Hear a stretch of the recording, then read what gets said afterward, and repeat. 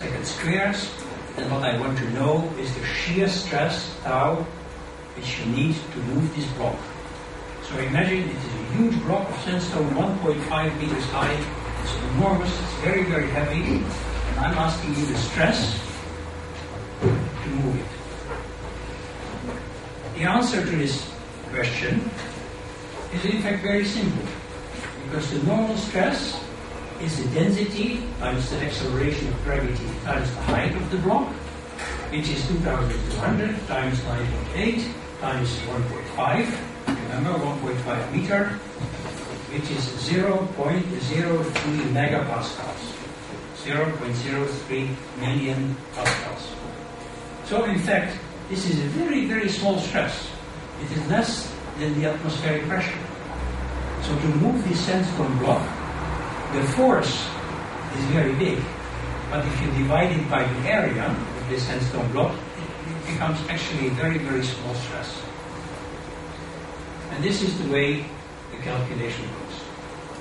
This is the normal stress here, and if you multiply it with the friction coefficient, you get 0.0275 megapascals. Friction is one of the central parameters which control the tectonics in the upper crust, say in the upper 10 kilometers of the Earth. And friction, at the very first approximation, is in fact a rather simple thing in the Earth, because the friction coefficients between many, many different rocks are actually quite similar. And this is illustrated by a very, very famous diagram worked out in the 70s by Bayerly. And what he did is he measured normal stress versus shear stress for sliding many, many different kinds of rocks against each other. And what he found is that the friction coefficients between sandstone and granite and limestone and basalts are very, very similar, with a few exceptions, which are, for example, clays. You know that clays have a very low friction coefficients. And this is called Bayerly's law. And in the same place where we made these crazy friction photographs, I put a piece of stone on this slope, and it was in equilibrium, it didn't move. And now I can stand on it, and it still doesn't move. Because, just I'd like to explain to you, the only thing which counts is the angle. It is not the actual force. Okay? So although I do, like I'm actually surfing down the mountain, the thing is below this friction angle, and therefore it doesn't slide. Okay. So now we've learned a little bit about friction. We have learned this very simple calculation of how to calculate the shear stresses in the sandstone. If we want to go into the earth, then we can use very similar principles and equations. And to do that, I made this simple diagram for you.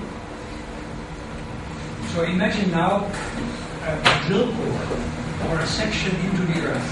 So it is actually going down maybe to 2 kilometers, like in the Aben borehole, which we have drilled here a couple of years ago. And you see here is the sandstone and the gray are limestone layers. And I assume that the density of all this material is the same. Then there are all kinds of stresses, and I will explain to you this in more detail in later slides. But now I'm only interested in the vertical stress, the vertical component of the stress. And this is calculated by density multiplied by the acceleration of gravity times the depth, if the density is constant. This is a very, very simple formula to calculate the vertical stress in the earth. And one of the things that I think you should do at home is to sit down and calculate for me Y density, which is kilogram per cubic meter, times gravity acceleration, meter per second square, times depth, meters, gives you pascals as a unit. So try to work out why the dimensions of the left side and the right side of the equation are the same. Now, if I go into a real sedimentary basin, of course the densities of my layers are different. And And then what you do is you can calculate the vertical stress at the base of each of these layers. Okay, and that is the vertical stress at the top of the layer, this one, plus the thickness of the layer times the acceleration of gravity times the density. So what you do is you slice the Earth up into little slices, and you calculate the increments in vertical stress, and you add them up. This is a calculation which is made in industry all the time. Every time when geologists plan a well, you have to calculate the vertical stress. So this is vertical stress. And vertical stress in the Earth is normally a very simple function. It is a smooth function. It is not a straight line, because it would be a straight line if density was constant. But density changes all the time, so I made an illustration here where density increases with depth. The horizontal stress, which is the green line here, is much more complicated. In simple sedimentary basins, for example, it varies with the kind of layer you have. If you have a sandstone, the horizontal stress is rather low, and if you have a clay stone, it can be quite high. So the clay stones have a high stress. This is something that you, for example, find in the North Sea all the time if you drill wells and you measure stresses. So the horizontal stress is not something that you can simply calculate. There are ways to measure it, and in fact it is very, very difficult to really predict it accurately. But you can measure it by putting tools in boreholes, you can measure it by using earthquake data, and these stress measurements, and the techniques of this I'm going to explain to you in next year's course, but now you just have to assume that we can measure stress, are compiled worldwide in the World Stress Map database. The World Stress Map database is a database which lives in Karlsruhe, at the University of Karlsruhe. You can go to the website and you can download the horizontal stresses in the Earth at any given point from data which people have contributed to it. So here is a picture. You can make this for yourself, and I would like to ask you to go there as a homework and make a stress map of your hometown or from the place that you are interested in. This is Germany. This is, I think, we are here somewhere. Okay? And there are different colors which represent normal faulting, reverse faulting, and strike slip faulting. We will get back to those ideas later in the course. And these little lines give you the maximum horizontal stress. So this is really a map of the directions of the stress, for example, in Germany. And one of the very fundamental insights that we got about 15 years ago from the World Stress Map database, at the scale of continents, there are rather simple patterns. For example, if you look at North America, then on the east coast, the stresses are more or less northeast, southwest. In the Rocky Mountains in Canada, the stresses are more or less the same direction and very parallel. If you go to the San Andreas faults, the stresses have rotated, and they are the stresses which belong to the motion of the San Andreas fault. Some areas are normal faulting because they are actually moving apart.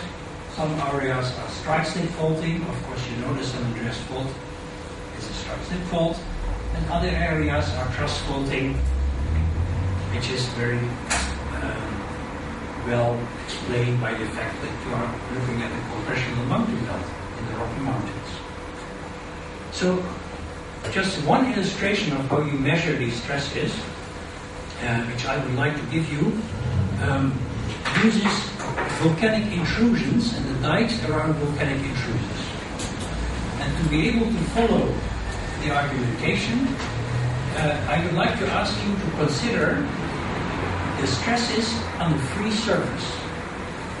So now we don't talk about a block, and we don't talk about inside the block, but a piece of the earth which is stressed, and there is a free surface, like a cut.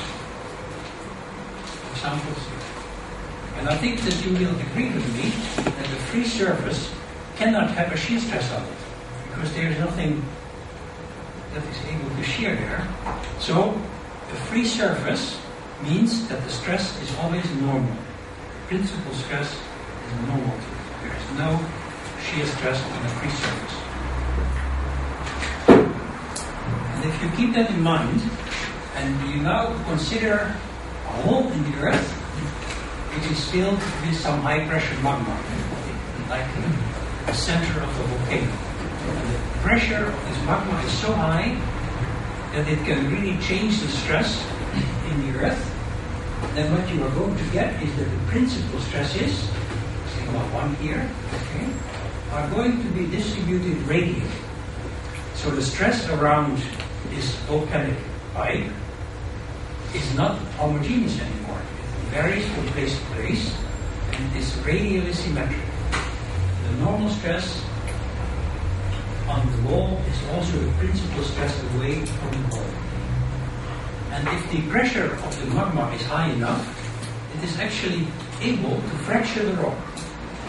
And the rock is going to fracture in the direction in which it is easiest to push it apart. So the smallest stress, the smallest principal stress, sigma 3, that is going to be the direction to which fracture is normal. So what you expect, if you have the earth and magma is going through this volcanic pipe, that the dikes are going to be radially symmetric. And what you're getting is exactly that. This is a geological map of the dike mountain intrusion. This is the intrusion, and these are the dikes around it, beautifully arranged in a circular radial symmetric pattern. The picture is in fact easily visible using Google Earth. Please go there. We have on our website the location of these dikes. It is in the western United States. This is the volcano, and in the satellite picture you can actually see these dikes. We went there on one of our geological excursions a couple of years ago, and it is really quite spectacular. Here on the right side is the mountain, and this line here is in fact like a wall. It is a dike which has been exposed by erosion. Here is a close-up. It is just a few meters wide, and there's a huge hole which is sticking out of the ground. Here is again another illustration. These are the Spanish peaks. This is the volcanic center, and here is one of these dikes moving away from it. In an aerial photograph, it looks like this. These are really very, very thin dikes which have intruded from this volcanic center into the country rock, and the pattern is radially symmetric, close to the volcano, but far away, where the hole doesn't have so much effect on the stress field, they occur into parallelism. So in fact you can use the pattern of the dikes to derive the directions of the paleo stress, of the stress during the intrusion of this volcano into the crust.